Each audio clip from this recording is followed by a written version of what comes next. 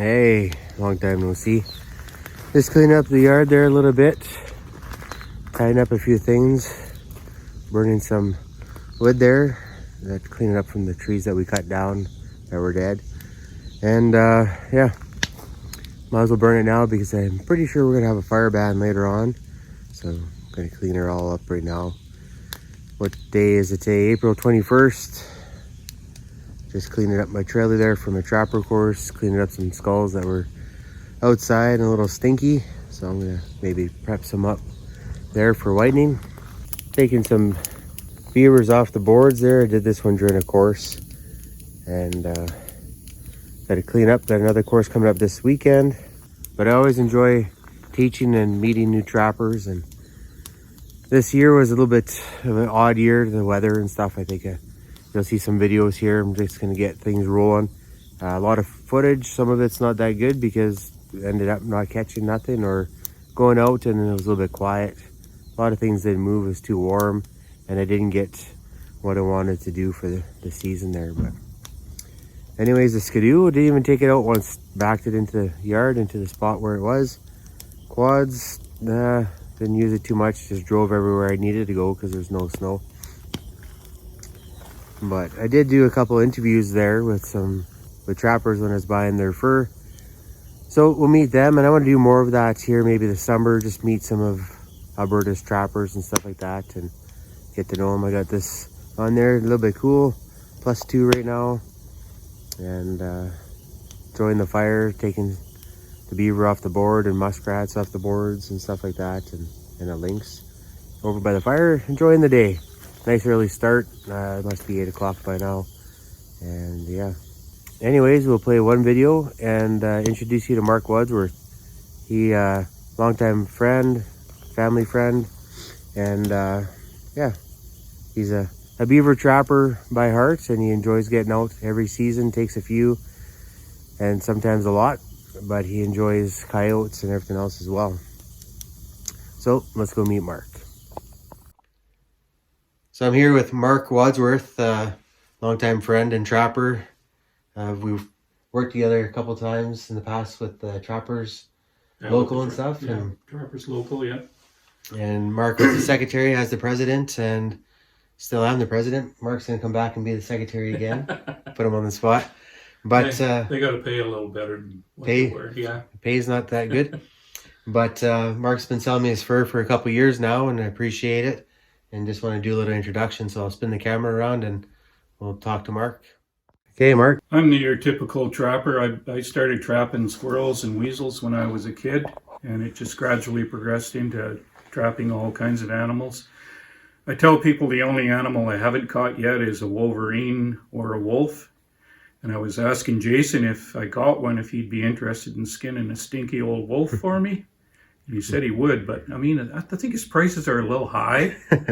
But Yeah, we'll have to see if I ever get one.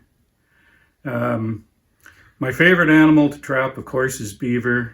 I trap mostly on farmers' land, and I do get calls from farmers now asking me to remove beaver in the fall and winter. And I like to do that for them because it lets me on their land to do other stuff. I don't really hunt anymore, but I do like to trap, and it gets me out there in the community and doing things for trappers and for the community. I've always been a resident trapper. I've never had a trap line of my own. I've always just trapped on farmland.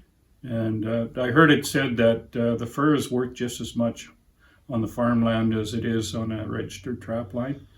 So that's always made a humble guy like me feel special when I can get out there and take $3,000-$4,000 worth of fur a year. I've tried coyotes now. Of course, I waited until they weren't worth anything. Like I think a few of us have done that, but I've always persisted with beaver, and it's been my mainstay. I figure in my lifetime now I've trapped probably 3,000 beaver or more. And this is my office here, my garage, and I spend a lot of time out here, a lot of time in the winter. And your fur handling there, Mark, is really good. I'll look at some of it here in a second. But every time I've come in here, there's no question on the quality of pelts I'm going to get. And I don't have to look it over and scrutinize it because I know you're a quality pelt handler there. I took a trapping course, believe it or not, way back in 1984. And that's when I first started trapping beaver, and they showed us the proper way to put up fur. And I've always tried to do my best. Yeah, and it shows for sure. Yeah. And working with fur, I don't know, once it's in your blood, when trapping's in your blood, yeah, you're hooked for life. That's the truth. Yeah, for sure.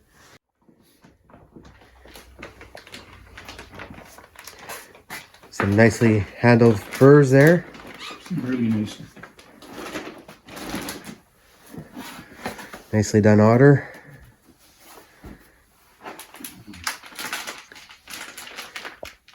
Nice marten. You can just look at the quality of handling Mark does on the beavers. Nice and clean. Fur's nice.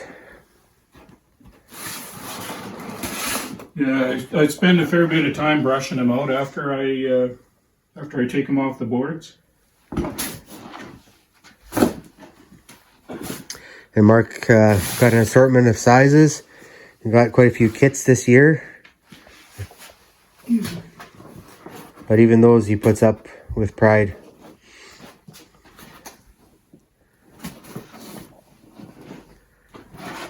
Yeah, after you sit there for half an hour fleshing a big beaver, doing one of these in 10 minutes is really nice. Yeah. All right. Well, we'll wrap this up a little bit, but you can see Mark had some other coyotes, his beaver table, and his drying rack.